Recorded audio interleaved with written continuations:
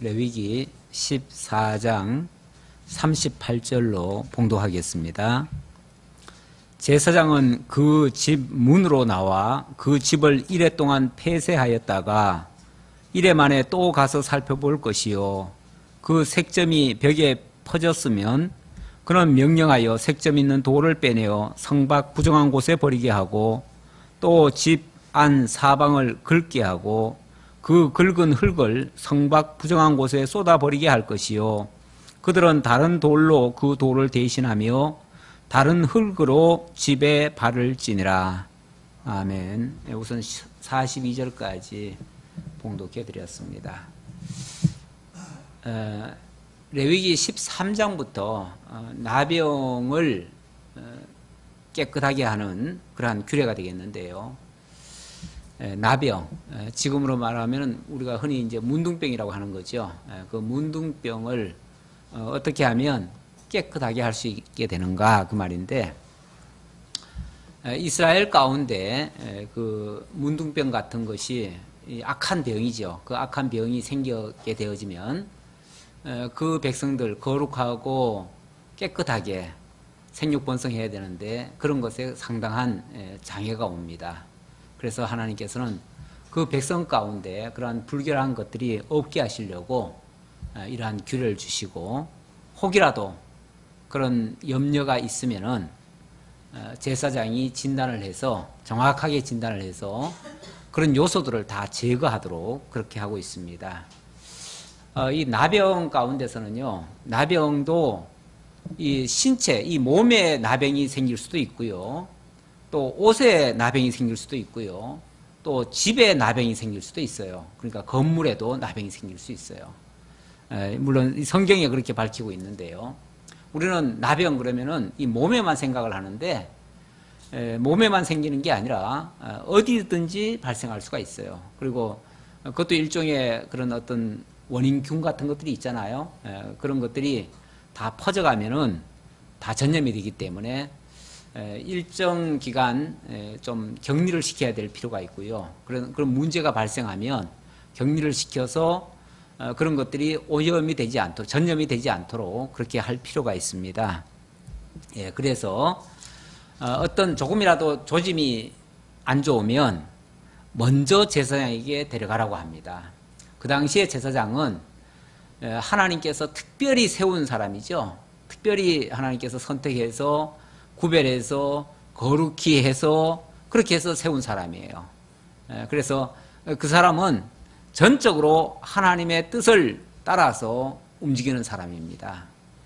결국은 제사장을 통해서 규정하고 또 성별을 하고 구별하고 또 나중에 낫게 되어지면 그들을 다시 정하다라고 이렇게 또 판정을 해주는데, 그것을 제사장을 통해서 하라고 하는 것은 결국 그 제사장을 지휘하시는 하나님께서 그렇게 하신다는 내용이에요. 결국 하나님께서 부정하게도 하시고 또 정하게도 하시는 이런 말씀이 되겠습니다. 자, 지난번에 신체에 대한 그 규례를, 신체에 대한 나병 규례를 몇 가지로 얘기를 했어요. 무조건 나병이라고 하는 것이 아니라 그 증상에 따라 이렇게 이제 구분을 하는데, 나병이라고 하면 그것은 전염을 시켜가지고 모든 사람을 다 오염을 시키는 경우가 있어요. 그런데 그게 나병 같기는 한데 또 나병이 아닌 경우도 있거든요. 그래서 그런 경우는 뭐 예를 들어서 어루럭이라든지 뾰루지라든지 뭐 이런 것들은 얼른 봐서는 비슷한데 그런 것들은 오염을 안 시켜요. 전염을 안 시켜요. 전염을 안 시키니까 그런 것들은 정하다고 하고 따로 치료하는 그런 내용이 또 소개가 됐었죠. 그리고 14장으로 넘어와서는 정결하게 하는 규례. 예를 들어서 그렇게 나병이 걸렸다가 나병이 걸렸다고 해서 무조건 이렇게 격리시키고 영구히 격리시키는 게 아니고요, 일정 기간 격리시켰다가 또 다시 확인을 합니다. 확인을 해서 만약에 더 이상 퍼지지 않는다든지 이렇게 되어지면 정하다라고 해줍니다. 그렇게 해서 다시 합류해서 같이 살 수 있도록 진 안으로 들어올 수 있도록 그렇게 하죠. 그렇게 하는 규례를 14장 초반부에 말씀을 하셨어요. 그래 놓고 또 옷에 대한 규례도 얘기를 했었죠. 옷에 대한 규례도 얘기를 했고요. 그리고 나서 14장 이제 후반부로 와서 바로 오늘 내용인데요. 여기는 이제 집에 대한 나병입니다. 집에도 나병이 생길 수가 있어요. 그래서 집에 만약에 나병이 생겼을 때는 어떻게 할 것인가, 그 내용인데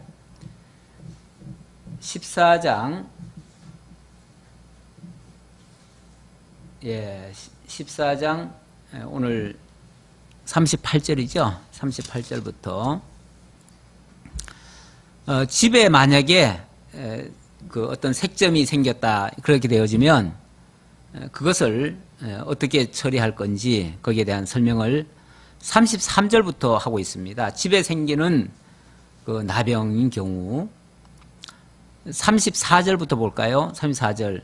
내가 네게 기업으로 주는 가나안 땅에 너희가 이를 때 너희 기업의 땅에서 어떤 집에 나병 색점을 발생하게 하거든 그 집 주인은 제사장에게 가서 말하여 알리기를 이제 보고하라는 거죠. 보고하고 그리고 제사장은 그것을 살펴봐 가지고 만약에 어떤 문제가 있는 것 같으면 그 집을 아예 비우게 합니다. 비우게 하고 그 집을 자세히 살펴가지고 37절입니다.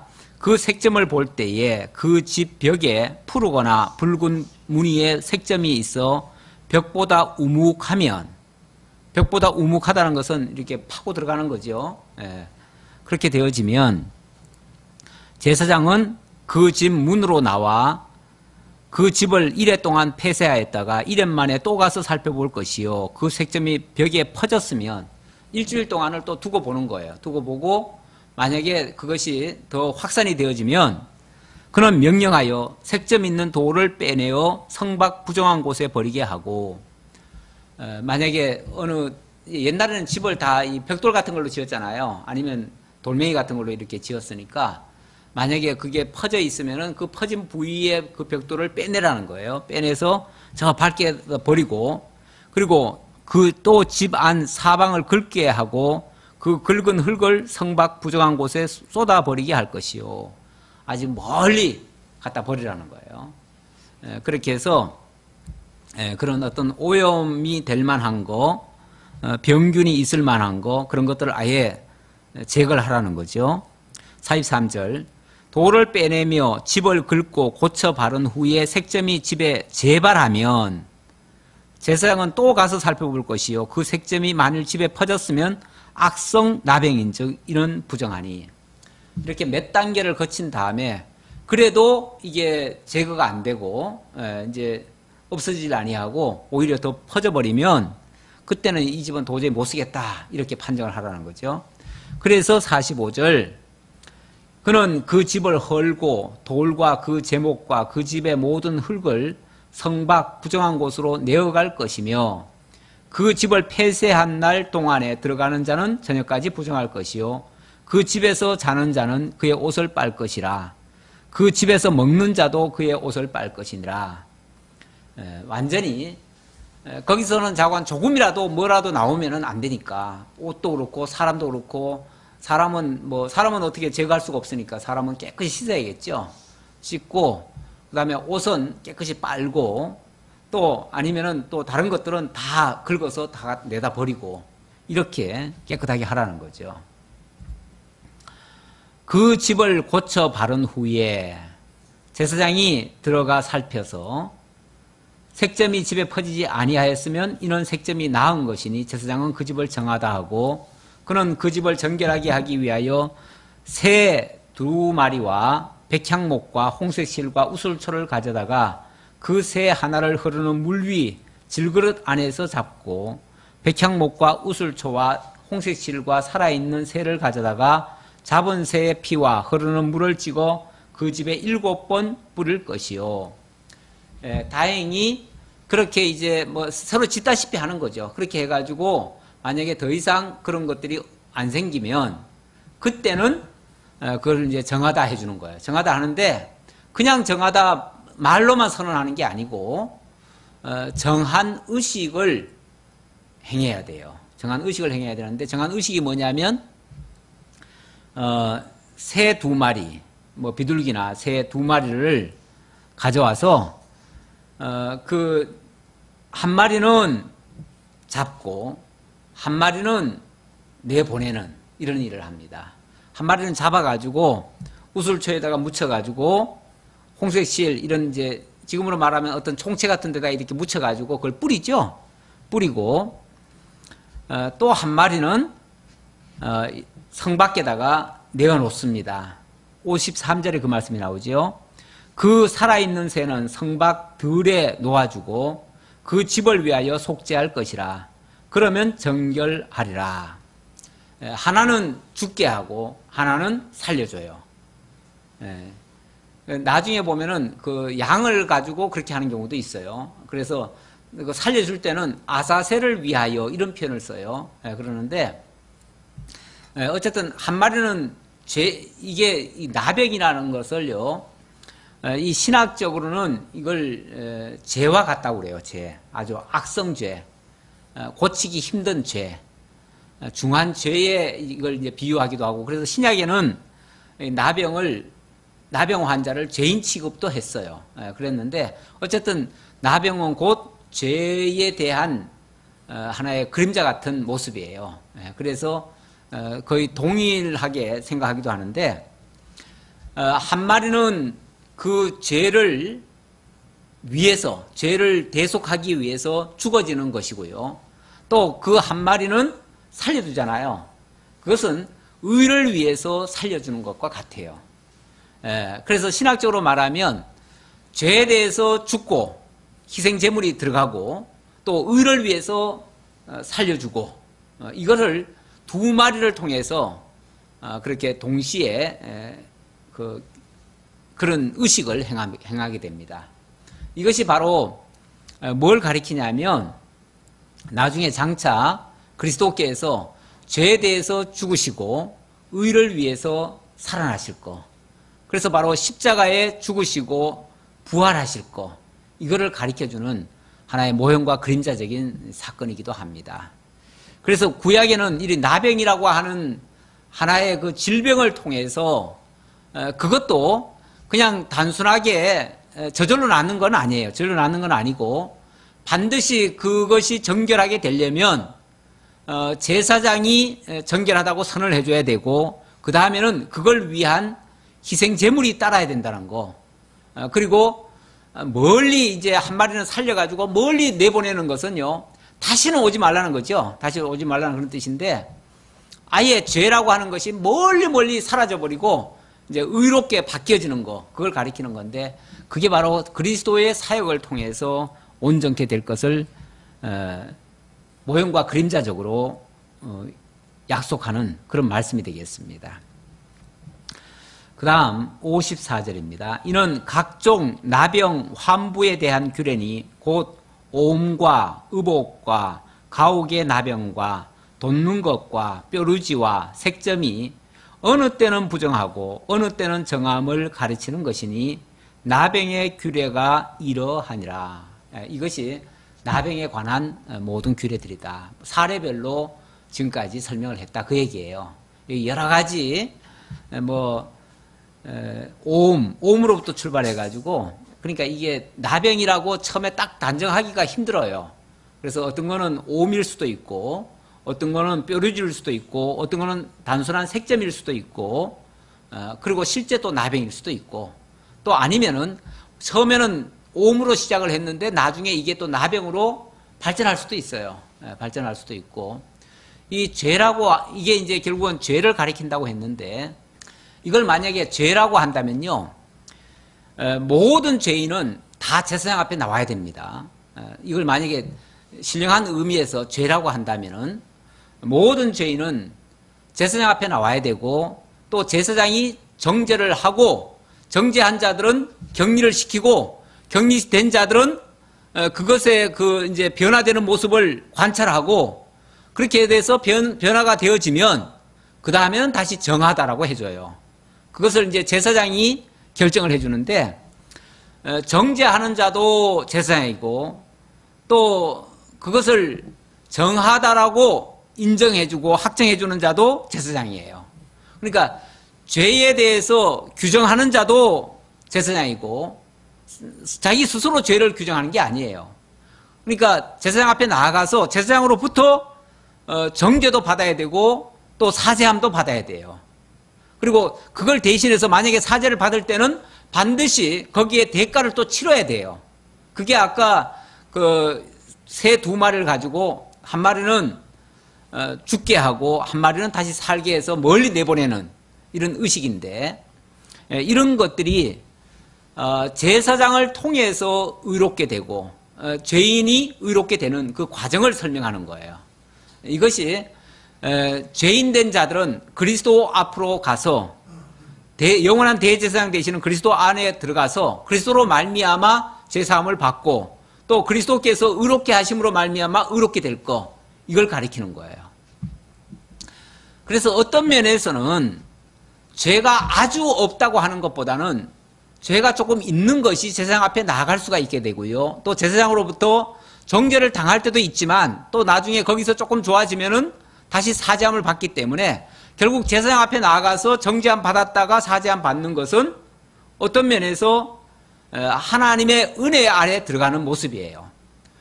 우리가 죄인이 아예 죄를 안 지으면 좋을 것 같지만은 아예 죄를 안 짓는 사람은 없습니다.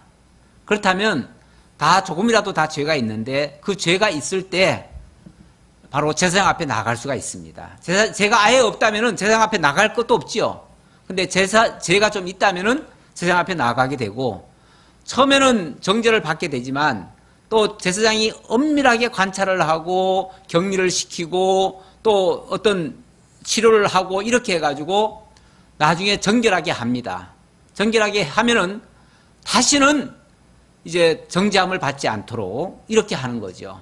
그래서 어떤 면에서는 우리가 죄인일 때 하나님 앞에 나아갈 수가 있고 하나님의 은혜를 입을 수 있고 하나님의 그 또 보호하심을 입을 수 있기 때문에 그런 면에서 이것도 하나님의 은혜다라고 할 수 있는 말씀이 되겠습니다. 그러니까 신령한 의미에서 그렇다는 얘기예요. 예. 그래서 아예 없는 것보다는, 아예 만약에 죄가 없다 그러면요, 사람들이 나는 항상 깨끗하다, 나는 의롭다 이렇게 생각을 해요. 의롭다 생각하면 사람들은요 교만해집니다. 어떤 사람은 그런 말도 하잖아요. 나는 하늘을 우러러 한 점 부끄러움이 없다 이렇게 말하는 사람이 있잖아요. 물론 뭐 진짜 부끄러움이 없으면 참 그 사람 잘 산 사람이죠. 그러나 진짜 부끄러움이 없어서 없다고 말할까요? 아니죠. 자기 죄를 모르는 거죠. 자기 죄를 모르니까 자기는 의로운 줄로 착각을 하는 거죠. 그러다 보니까 자기 기준에서 봤을 때 남들은 다 나쁜 놈들이고 남들은 다 불의한데 자기는 의로운 거예요. 그러니까 항상 자기 기준에서 남만 정죄하는 거예요. 남만. 그러니까 자기는 겸손할 줄 모르고 자기는 항상 남을 정죄하는 사람. 그러니까 얼마나 남들이 봤을 때 완고하고 고집스럽고 또 자기는 의롭다고 생각하니까 남에게 얼마나 또 모진 소리도 하겠어요. 남을 나쁜 놈이라고 아주 칭할 거 아니겠어요? 그런 사람이 하나님 앞에는 제일 무서운 사람이에요. 하나님은 스스로 그래서 의롭다 하는 그 바리새인들을 하나님은 오히려 정죄를 하셔요. 그런 사람은 오히려 정죄하고 나는 죄인으로소이다. 그래서 어찌 보면 나는 나병 환자입니다. 이런 사람, 그런 사람은 하나님 앞에는 고개를 못 들지요. 그 바리새인, 세리와 죄인들도 그래서 성전에 못 들어오잖아요. 이스라엘 그 구약 시대 때 보면요, 죄인들 또 세리들 이런 사람들은요, 그러니까 쉽게 말하면 우리나라로 말하면 옛날에 쌍놈들 또 이렇게 백정들 뭐 이런 사람들은 아예 격리를 시켰잖아요. 그 사람들은 양반촌에는 들어오지도 못해요. 저 쌍민촌에 살아야 돼요. 그런 사람들은 완전히 격리된 삶을 살고 저 사람들은 다 죄인이야. 그래서 양반들 지나다니면서 저놈들 손가락질하고 다니잖아요. 그렇듯이 유대인들도 바리새인들 서기관들은요, 저 세리와 죄인들하고는 같이 하지 않고 그들은 아예 그냥 그 동물 취급하고 정말 개돼지처럼 취급하고 정죄하고 욕을 하고 이랬어요. 그랬는데 그들은 그래서 기도할 때도 하나님이요, 하나님께서 나를 의롭게 해주셔서 감사합니다. 나는 지난 1회 동안도 죄 하나도 안 지었습니다. 이렇게 기도하잖아요. 그렇게 기도하는 그들은 오히려 본다고 하니 죄가 그저 있느니라 그러면서 오히려 예수님으로부터 정죄함을 당하죠. 근데 세리와 죄인들은 성전에 들어가지도 못하고 또 부끄러워서 고개를 못 듭니다. 고개를 못 들고 주여 죄인으로소이다 이것밖에 기도를 못해요. 그런데 예수님 표현에 의하면 그는 오히려 하나님께로부터 사함을 얻고 편안히 내려갔느니라 이렇게 얘기를 해요. 그런 사람이 오히려 하나님 앞에는 더 겸손하고 인정을 받고 하나님으로부터 의롭다라고 칭해준다는 거예요. 그러니까 죄인인 자가 영적으로 말하면 죄인인 자가 하나님 앞에 나올 수 있어요. 죄인인 줄 아는 자가 하나님 앞에 나올 수 있고 그래야 겸손하게 자기를 내세우지 않고 하나님의 그 은혜를 바라보고 하나님께 구하지요. 그런 자들이 오히려 사함을 입게 된다. 그런 사람을 오히려 주님께서는 의롭다라고 인정해 주신다. 라는 그런 의미를 이 나병 규례 속에 담고 있습니다. 자, 15장으로 넘어갑니다. 15장의 내용은 유출병 성화 규례인데요. 예, 유출병 성화 규례인데요. 여호와께서 모세와 아론에게 말씀하여 이르시되 이스라엘 자손에게 말하여 이르라. 누구든지 그의 몸에 유출병이 있으면 그 유출병으로 말미암아 부정한 자라. 그의 유출병으로 말미암아 부정함이 이러하니 곧 그의 몸에서 흘러나오든지 그의 몸에서 흘러나오는 것이 막혔든지 부정한즉 유출병이 있는 자가 눕는 침상은 다 부정하고 그가 앉았던 자리도 부정하니 그의 침상에 접촉하는 자는 그의 옷을 빨고 물로 몸을 씻을 것이며 저녁까지 부정하리라. 유출병, 몸에서 뭔가 흐르는 거, 이건 정상적으로 흐르지 않는 것을 얘기하는 거죠.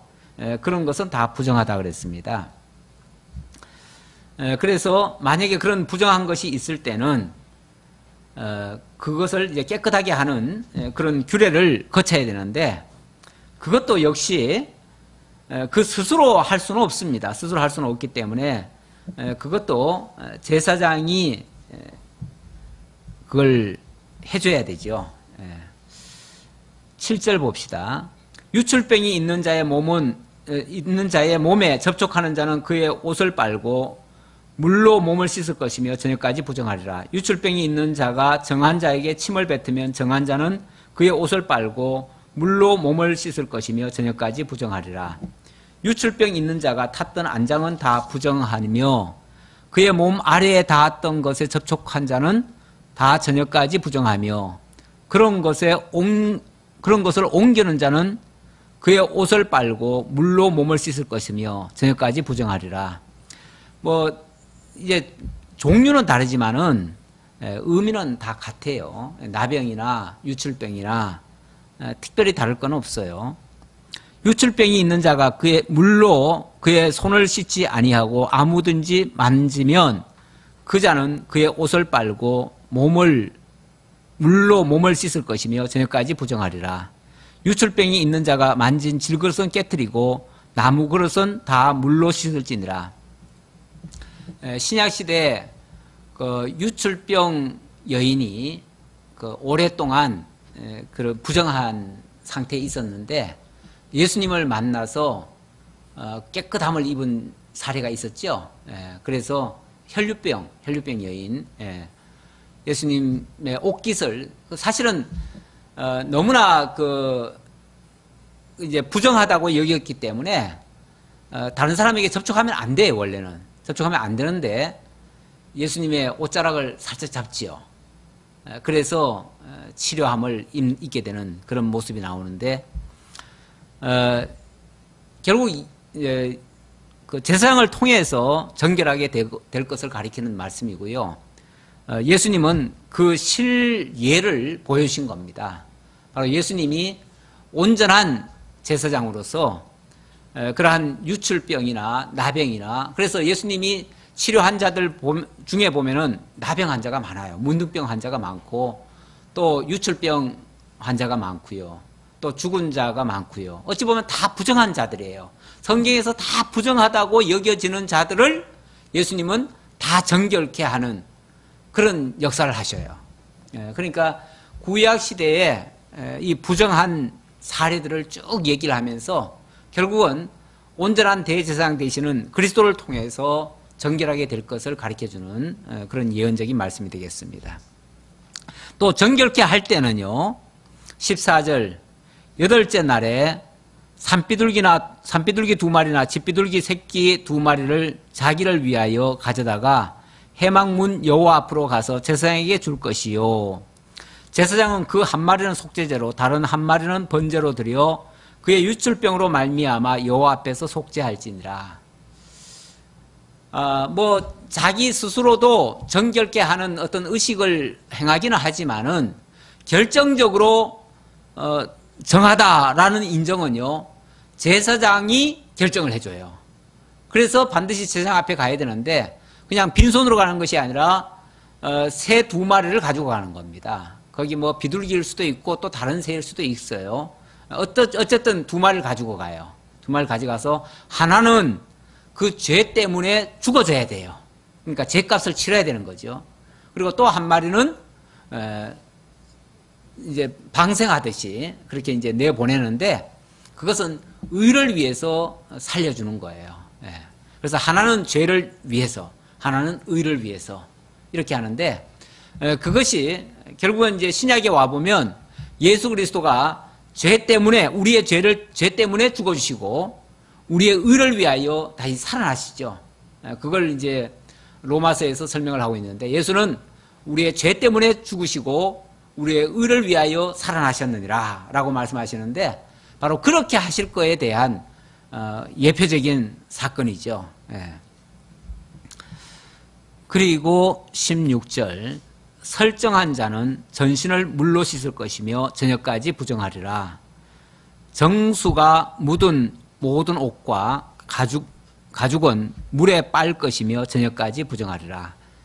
이건 이제 남자의 경우인데요. 남자의 경우 설정했을 경우 이거는 이제 일종의 생리 현상이에요. 이거는 생리 현상인데 남자는 설정을 하는 경우가 있고 또 여자의 경우는 또 생리를 하는 경우가 있죠. 그 둘 다 똑같은 생리 현상이에요. 생리 현상인데 이것도 부정하다 그랬습니다. 원래 그 생리 현상이라고 하는 것은 어찌 보면 생육 번성하는 데 있어서 꼭 필요한 한 요소입니다. 그것 자체가 나쁜 건 아니에요. 자체가 나쁜 건 아닌데 그것이 용도 밖으로 사용되어진다든지 아니면 용도에 합당하게 그게 배설이 되지 아니하면 그것이 이제 부정하게 된다는 얘기죠. 그러니까 이거는 하나님이 그 원래 만들어 놓으신 그 용도에 합해졌을 때는 그걸 정하다라고 얘기를 하고 그것에 부합되지 아니하면 부정하다는 거죠. 그런 의미에서 정하다, 부정하다. 모든 것은 어찌 보면 지금 나병 환자, 또 옷, 그 다음에 또 집 문제, 그 다음에 유출병 문제, 이 모든 것들이 이스라엘 백성들의 그 생육 번성과 관계가 있습니다.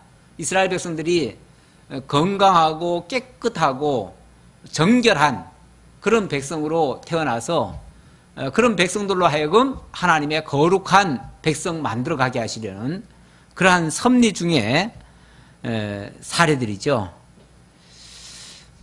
남녀가 동침하여 설정하였거든 둘 다 물로 몸을 씻을 것이며 저녁까지 부정하리라. 이것도 정상적인 관계를 얘기하지 않아요. 그 정상적이지 아니한 관계를 얘기하는 거예요. 그거는 부정하다는 거예요. 뭐든지 정상적으로 남녀가 결혼을 해서 정상적으로 생활을 한다면 그거는 부정한 게 아니죠. 그러나 그 밖에 이 설정했다고 하는 거는 밖에다가 그냥 쏟았다는 얘기예요. 그랬으니까 이거는 부정하다는 거예요. 그거는 정상적인 관계를 얘기하지 않아요. 부부 간의 관계를 얘기하는 것이 아니라 그 밖의 일들, 그런 것들은 다 부정하다 라는 말씀이고요. 어떤 여인이 유출을 하되 그의 몸에 그의 유출이 피이면 이래 동안 불결하니 그를 만지는 자마다 저녁까지 부정할 것이요. 그가 불결할 동안에는 그가 누웠던 자리도 다 부정하며 그가 앉았던 자리도 다 부정한즉 그의 침상을 만지는 자는 다 그의 옷을 빨고 물로 몸을 씻을 것이요 저녁까지 부정할 것이며 그가 앉은 자리를 만지는 자도 다 그들의 옷을 빨고 물로 몸을 씻을 것이요 저녁까지 부정할 것이며 그의 침상 위에나 그가 앉은 자리 위에 있는 것을 만지는 자도 저녁까지 부정할 것이며 누구든지 이 여인과 동침하여 그의 불결함에 전념되면 이럴 동안 부정할 것이라. 그가 눕는 침상은 다 부정하니라. 예, 뭐든지 정상을 벗어난 상태, 그걸 다 부정하다라고 얘기를 해요. 그러니까 정상적인 결혼을 통해서 정상적인 생육 번성을 하는 일이라면 그것은 아주 정결한 일이죠. 그러나 그 외에 어떤 것도 다 부정한 것이고 또 정상적인 생리 현상이 아닌 그 밖에 어떤 문제가 있어서 유출을 한다든지 이런 것도 다 문제가 된다는 거죠.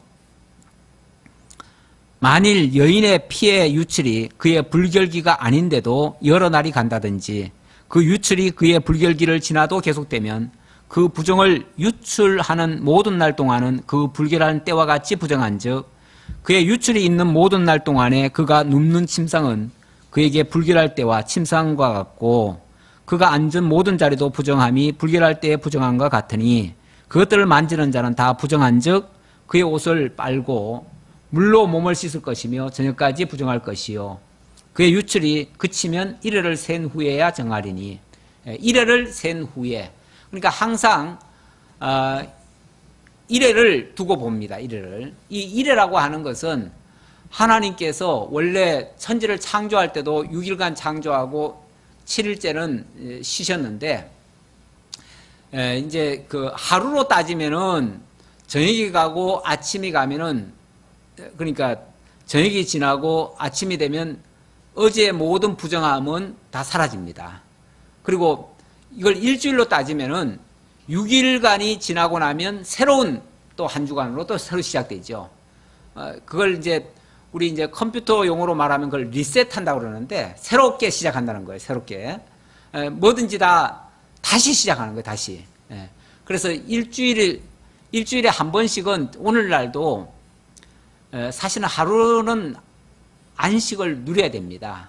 이 몸이라고 하는 것도 일주일 동안 열심히 일하고 나면 하루를 안 쉬어주면 그것이 계속 이게 이어지고 그렇게 되어지면 다시 정하게 되는 그런 것이 없어요. 없는데 이게 이제 일주일 6일간 일하고 하루를 딱 쉬게 되면 다시 새롭게 또 시작할 수가 있어요. 원래 우리 우리 몸에 세포들도요. 세포가 이게 계속 그대로 살아있는 게 아니고요. 일주일마다 이게 바뀐대요. 세포도 계속 죽어간대요. 죽어가고 새로 나오고 죽어가고 새로 나는데 이것이 어찌 보면 일주일마다 계속 바뀌는 거예요. 그러니까 어찌 보면 일주일 전에 내가 아닐 수도 있어요. 나 이전에 물론 뭐 그게 계속 이제 중첩이 되니까 그래서 결국 뭐 나라고 하는 존재가 계속 이어져 가지만은 어찌 보면 일주일 전에 살아있던 세포가 죽어지고 새로 난 세포에 의해서 내가 지금 또 살아가고 이어가고 있는 거거든요. 그러니까 이런 것들이 온전히 몸도 쉬어줘야 되고 이렇게 좀 다시 한번 세팅을 새로 해야 되는 그것이 몸에도 활력을 주고 또 정하게 되는 그런 규례가 됩니다. 이게 어찌 보면 하나님께서 만들어 놓은 창조의 질서라고도 볼 수 있는데요. 그래서 하나님께서는 이 부정한 것을 정결케 하는 기간을 일단은 일주일 단위로 끊어가지고 관찰을 하고 그렇게 해서 좋아지면 정하다라고 인정을 하고 또 바로 하는 건 아니고요. 또 일주일을 또 한번 겪어보는 거예요. 그래서 일주일씩 한 2번 정도를 거치면은 그 다음에는 완전히 정화가 된다. 이렇게 이제 결정을 하죠. 그러니까 이 몸에는요 계속해서 새로운 세포가 다시 난다는 것은 어떤 면에서 안 좋은 것들은 다 없애는 거죠. 없애는 거. 원래 이 이제 그 신체 그 얘기했으니까 우리 몸에서요 이게 비정상적일 때는요 계속 그것이 암세포로 발전이 한대요.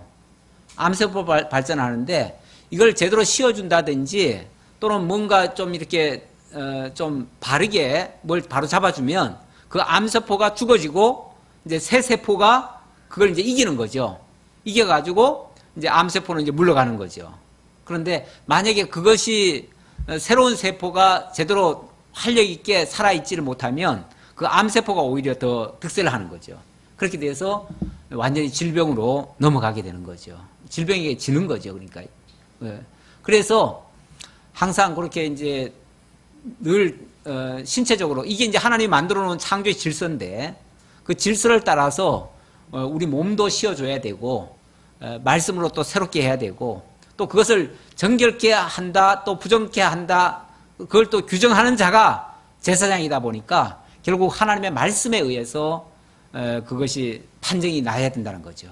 하나님의 말씀에 의해서 정결하기도 하고 또 부정하다는 것도 인정받아야 되고 부정하다면은 부정하다고 인정이 돼야지요. 또 아까 그랬잖아요. 이 부정하다고 인정되는 것이 무조건 나쁜 게 아니고 부정해야만 제사장 앞에 갈 수 있고요. 또 치료함을 받을 수 있잖아요. 그래서 우리도 죄인이라야 주님 앞에 나아갈 수가 있잖아요. 그리고 또 회복될 수 있는 기회가 주어지잖아요. 그러니까 부정하다고 인정받는 게 무조건 나쁜 게 아니고 하나님 앞에 새로 교정받을 수 있는 기회가 되는 거니까 그것도 하나님의 은혜다 그 말이에요. 안 좋은 거는 안 좋다라고 인정을 받아야 돼요. 누가 그래서 그걸 뭐 비난하듯이 욕하면 안 되겠죠. 너는 부정해, 너는 더러워 이렇게 얘기하면 안 되고 그를 제사장에게로 인도해서 제사장으로 하여금 정확하게 진단을 하게 해서 문제가 뭔지 정확한 진단을 해서 그것을 일주일 단위로 점검을 하고 어떤 고치는 치료의 어떤 기회를 줘가지고 그렇게 해서 정결케 돼가지고 다시는 부정해지지 않도록 그래서 죄값에 대해서는 한 마리 희생을 시키고 또 다시는 그 죄와는 멀어지도록 멀찌감치 멀어지도록 이제 의를 위해서 살려주는 이런 의식도 해야 된다는 거죠. 네. 이것이 신앙적으로 말하면 우리가 과거의 옛사람 죄 아래에서 살던 그 옛사람에게서부터 이제 옛사람은 죽어버리고 그러니까 죄에 대해서 죽는다는 말은 곧 옛사람에 대해서 죽는 거예요. 죽고 새 사람으로 거듭나는 거예요.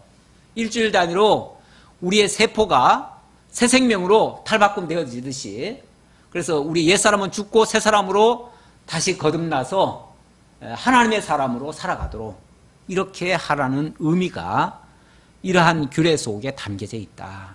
이렇게 이해하시면 되겠습니다. 그걸 하기 위해서 30절에도 또 그렇게 나오죠. 예.